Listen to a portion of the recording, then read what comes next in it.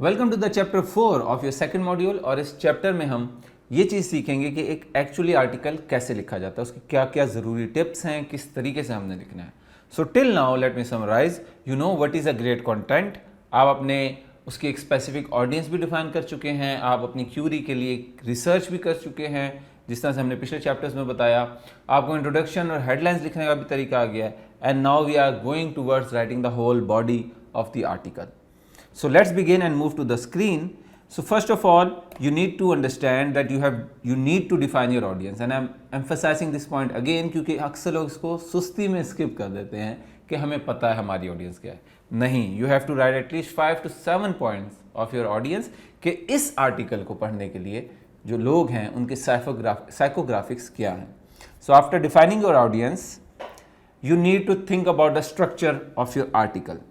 आई tracking studies बताती हैं कि प्रिंट रीडर्स जो हैं वो लेफ़्ट टू राइट पढ़ते हैं, जबकि जो वेब रीडर्स हैं वो स्कैन करते हैं, वर्ड टू वर्ड नहीं पढ़ते हैं लेफ़्ट टू राइट की तरह, वो up to down and middle में पढ़ रहे होते हैं। तो you need to make sure कि जो आपका इंट्रोडक्शन है, जो आपका कंटेंट एरिया है, जो आपका वेबसाइट का स्ट्रक्चर है, वो ऐसा है जो कि वेब रीडर के लिए फ्रेंडली है। And as you can see on the screen here, you have to break the article into shorter paragraph.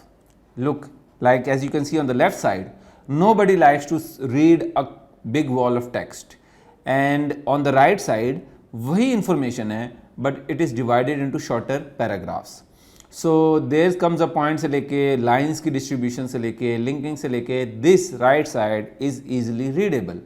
So shorter paragraphs are real magic for writing your article. And moving forward, now जब आपने shorter paragraph लिख लिए, you have to make your article visually appealing and easier to scan. So adding a bit of visual elements, images, videos, memes and gifs will improve it further, as you can see on the screen right here.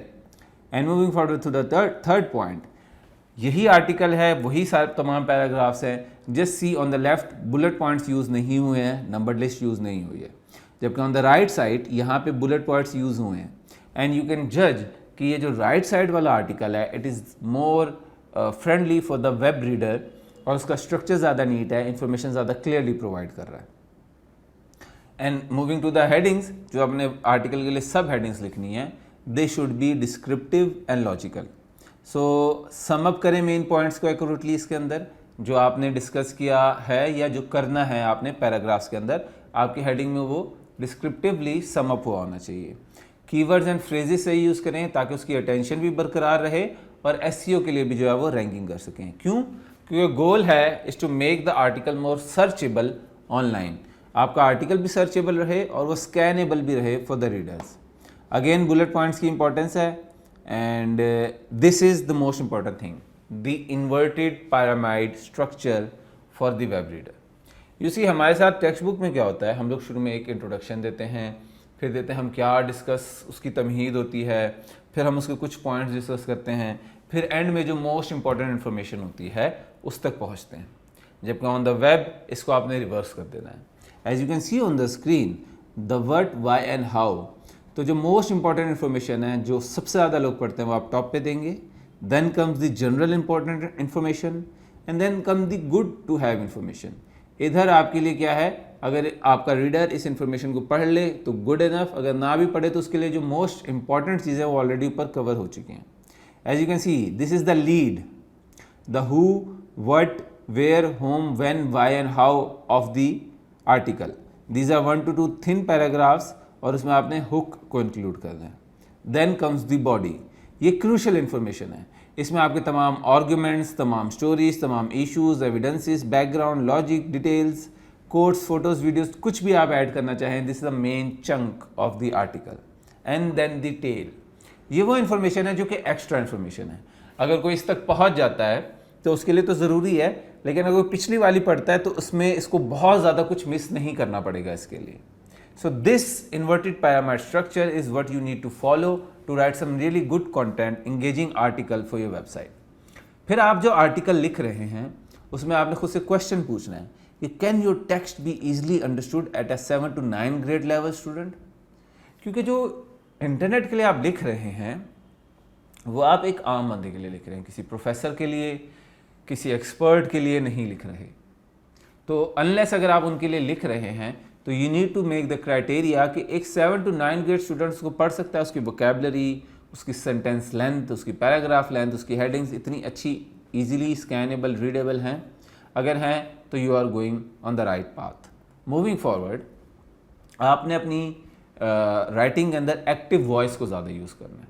For example, video editing is carried out by Yasir in our team, this is the passive voice. Active voice क्या होगी? Yasir manages all the video editing in our team. तो active voice क्या है? This is more engaging, this is more direct and this is more attention grabbing.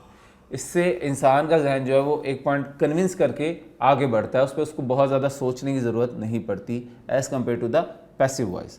So make sure कि आप active voice use करें, और Google भी इस चीज़ को कंसिडर करता है, not just the reader. And right for your audience, not for your colleagues. Again इस पॉइंट को मैं एम्फेसिस कर रहा हूँ कि आपने जार्गन्स यूज़ नहीं करने, आपने अपनी इंडस्ट्री से रिलेटेड वो स्पेशलाइज्ड टर्म्स यूज़ नहीं करनी जो सिर्फ आपके कोलीग समझ सकें। आप एक लेमैन के लिए लिख रहे हैं। So write it for a common man, simple language, simple terms. हाँ, अगर कहीं पर आपको टर्म यूज़ करनी पड़ रही है तो उसको फ़ौरन से ब्रैकेट के अंदर एक्सप्लेन करें कि इसका मतलब ये होता है। For example, if I am writing article on SEO और उसमें मैं नो फॉलो बैकलिंक बताता हूँ, तो मुझे उसको एक्सप्लेन करना चाहिए कि नो फॉलो बैकलिंक होता क्या है। Unless I am writing for the experts, फिर मुझे उसमें एक्सप्लेन नहीं करना। तो अगेन आपको मालूम होना चाहिए कि आप किन के लिए लिख रहे हैं। So dump the jargon. Moving forward, हमारे यहाँ अक्सर ये मसला होता है कि हम जनरल स्टेटमेंट्स दे देते हैं, उसको कोई सपोर्टिंग पॉइंट्स नहीं देते। So don't add too many general and common sense statements.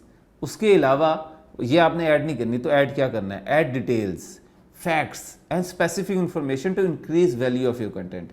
इसकी एग्जाम्पल आपके सामने आ रही है। For example, eating carrots are good for your health.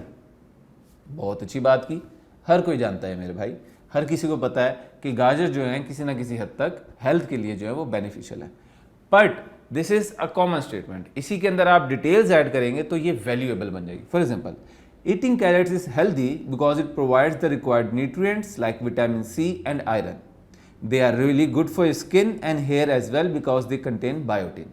सो अब आपने वही स्टेटमेंट कि गुड फॉर योर हेल्थ को एक्सप्लेन किया है। You have added the meat. आपने वो पार्टिकुलर चीज़ें बताई हैं कि क्यों गुड है हेल्थ के लिए। हम अच्छा कंटेंट राइटर में और एक नॉर्मल मीडियोकर कंटेंट राइटर में यही फ़र्क है कि एक अच्छा कंटेंट राइटर, आर्टिकल राइटर, जब आर्टिकल लिख रहा होता है, जब वो कोई स्टेटमेंट देता है तो उसके सपोर्टिंग पॉइंट्स को भी बताता है, उसमें डिटेल्स को और मीट को भी ऐड करता है। And again make your content scannable in 5 points के जरिए कि वाइट स्पेस बहुत यूज़ करनी है। ये जो आप देख रहे हैं बीच में spaces, these are the white space. Bullets and number list, images, videos and GIFs as you can see in the example here, proper headings and section and shorter paragraphs. And additionally, just to provide you a bonus, आप कोशिश करें कि double screen को use करें, यानी कि आप अपने टास्क बार के ऊपर क्लिक करके show Windows side by side करेंगे तो आपकी ही स्क्रीन के अंदर एक विंडो यहाँ और दूसरी राइट साइड पे ओपन हो जाएगी। इससे होगा कि आप लेफ्ट साइड पे तमाम रिसर्च कर रहे होंगे, चीज़ें एक्सप्लोर करेंगे, और राइट साइड पे आप उसको लिख रहे होंगे। आपको बार बार बैक एंड फोर्थ क्लिक्स करने की ज़रूरत नहीं रहेगी। आप ज़्यादा फोकस्ड होंगे, कम क्लिक्स होंगे और इफेक्टिविटी के साथ आप लिख सकते होंगे। इसके अलावा एक और एडिशनल टिप ये है कि don't proofread and edit while you are writing. जब आप लिख रहे हैं just keep writing in the flow. Edit और प्रूफ रीड हम बाद में करेंगे। सो शुरू में अपना फ्लो तोड़ने के लिए ज़रूरत नहीं है। And lastly, it takes practice.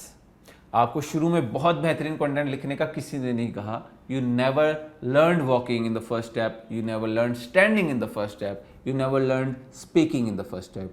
So why do you want to learn writing great in a first step?